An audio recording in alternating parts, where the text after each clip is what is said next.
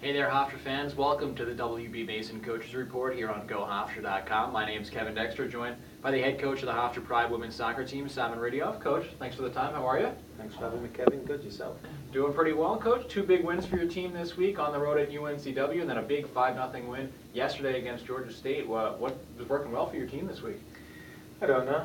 I think we're just finally getting it together.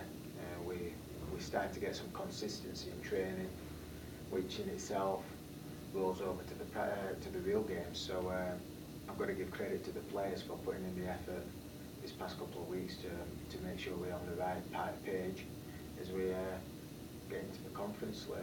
Something we talked about a couple of weeks ago heading into the beginning of conference season, which was this weekend, was making sure this team was ready. You weren't sure if they were exactly where you wanted them to be heading into conference play, but is this where you expected this team to be? Is the first couple of games of conference play now? I knew Wilmington was going to be tough, and they showed that. It was a very, very good game, and it could have gone either way in reality.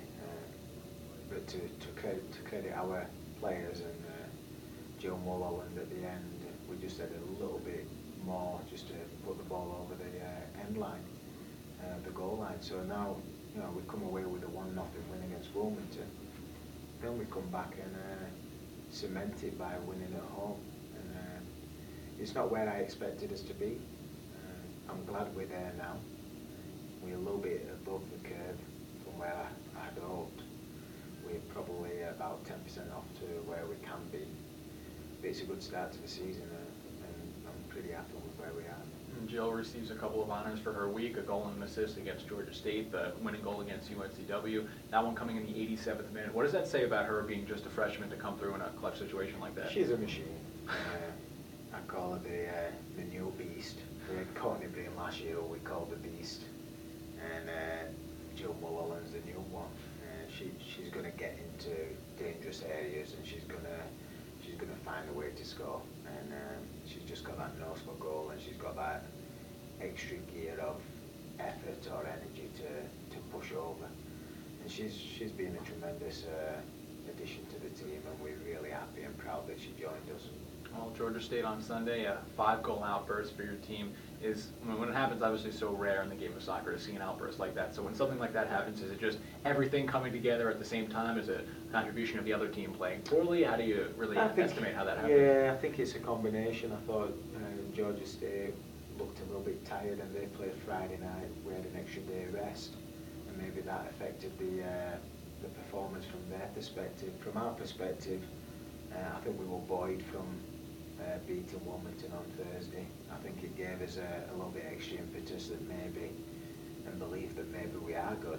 And it's not just Simon telling us this every week, and we're letting him down when we don't play well, but we are a good team.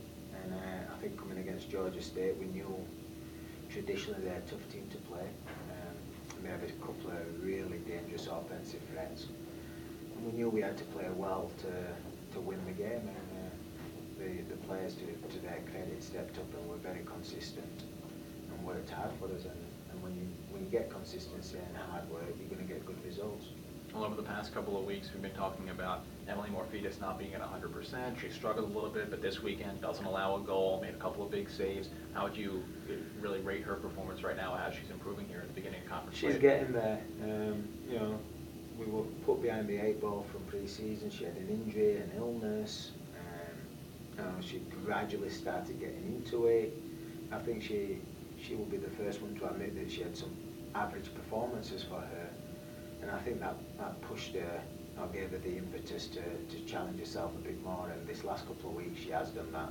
She's stepped up on the training field. She's worked really hard, and I think it's showing in the performances she's giving. And she's feeling more confident. She's communicating more specifically. The players behind her or in front of her are believing in what she's saying, and it's a huge difference to our team and the overall makeup of it.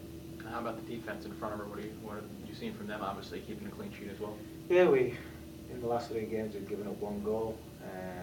We've kept a clean sheet against a very important Wilmington forward line. With Stephanie Rose, a CAA All-Performer for a couple of years. We kept a clean sheet against Joel Evans, who was the Rookie of the Year 2 years ago and the first team All-CAA for the last 2 years in a senior year. So yeah, when you can keep those 2 caliber players to no shots on goal or no shots at all, then you've got to give your kudos to the defensive line, and all four of them have stepped up. And I'm a big believer that goals for or goals against aren't always down to the goalkeeping or the back four or just the forward line if you're calling goals.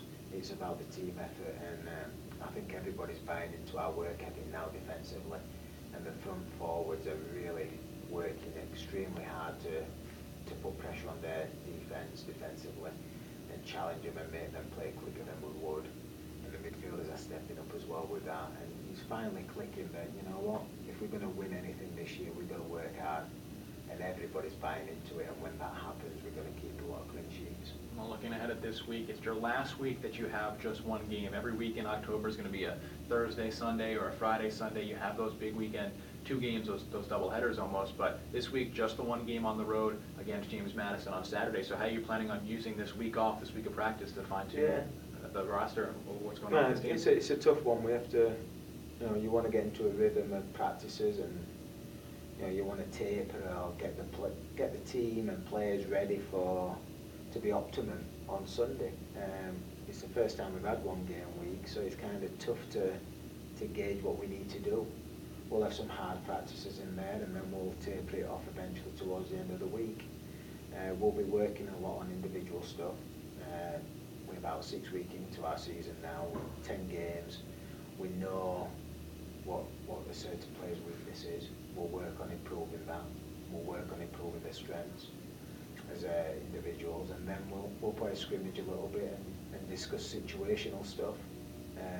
What we're going to do if we want nothing up, how do we get back into a game, and so forth, and then hopefully we'll be ready for Sunday, and hopefully we can get a good result.